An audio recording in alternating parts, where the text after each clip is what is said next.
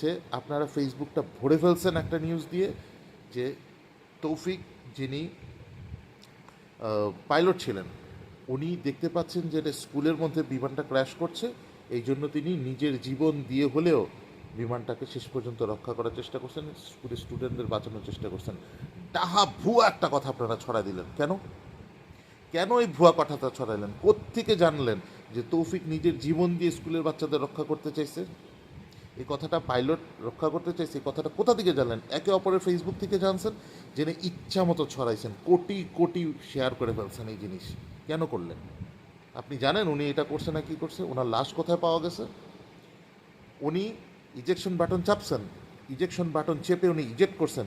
বিমানে অনেক লো অ্যালটিটিউডে ছিল, বিমান যখন অনেক নিচে থাকে তখন ইজেকশন বাটন চেপেও খুব বেশি উপরে ওঠা যায় না এবং প্যারাশুট নিয়েও আসলে বেঁচে থাকার সম্ভাবনা কম হয়। এবং বিমানটা যে বিল্ডিংয়ে ক্র্যাশ করছে ওনার লাশ না, অর্ধমৃত অবস্থায় ওনাকে অন্য বিল্ডিংয়ে পাওয়া গেছে।